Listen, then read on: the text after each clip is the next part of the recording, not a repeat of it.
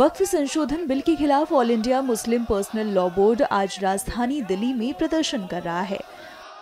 मुस्लिम संगठनों से जुड़े लोग जंतर मंतर पर प्रदर्शन कर रहे हैं और मांग कर रहे हैं कि इस कानून के तहत वक्फ की संपत्ति पर कोई कार्यवाही न की जाए। हमारी बहुत सख्त नाराज़गी है इस पर और हम मोदी सरकार से इस पर बहुत ज़्यादा नाराज़ हैं, क्योंकि ये जो संपत्ति है, ये संपत्ति जो है ये मुसलमानों की संपत्ति है और मुसलमान इसे किसी हद तक भी बर्दाश्त नहीं करेगा कि ये जो है संशोधन लाया जाए। ये वक्फी ज़मीन है और ये ज़मीन अल्लाह के लिए हमने कुर्बान कर दी है। मुसलमानों की ज़मीन है, इस पर मुसलमानों का अधिकार है। ये हमारा मजहबी मसला है।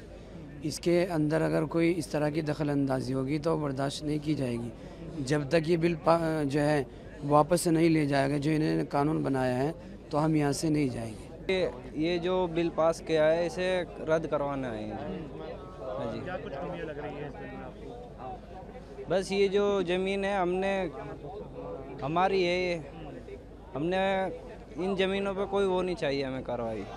वक्फ संशोधन विधेयक 2024 पर गठित संयुक्त संसदीय समिति जेपीसी के अध्यक्ष जगदम्बिका पाल से जब हमने इस प्रदर्शन को लेकर सवाल किया तो उन्होंने क्या कुछ कहा, सुनिए। ये केवल सियासी तौर से विरोध हो रहा है। अभी तो एक्ट भी नहीं आया। हमने अपनी रिपोर्ट 428 पेज की दी है। उसके आधार पे सरकार उसको अप्रूव करके सरकार उस पे अमेंडेड जो 44 संशोधन पहले थे, अब उसको जो हमने हमारी रिपोर्ट पे हमने 14 अमेंडमेंट्स किया, उसके आधार पे एक अमेंडेड बिल आएगा। उस बिल को पास होने के बाद इनको कोई बात कहनी चाहिए। इसका मतलब है कि बिल अभी आया भी नहीं, कानून बना भी नहीं। किस सवाल पे आज जंतर मंतर पे all India Muslim personal law board हो, जमायत उलमा हिंद हो या ओवैसी की पार्टी AIMM हो या विपक्ष की पार्टियों को नेताओं को बुलाया जा रहा है। ये केवल सियासी तकरार है।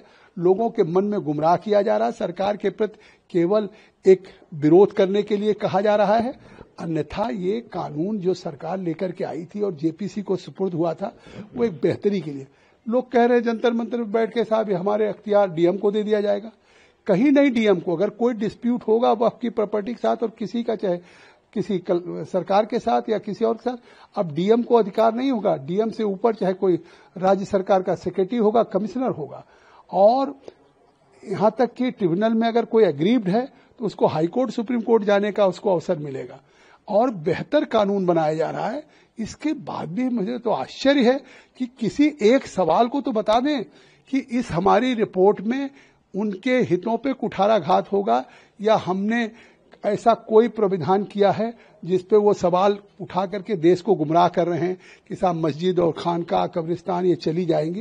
ये केवल देश को झूठ फैलाना है।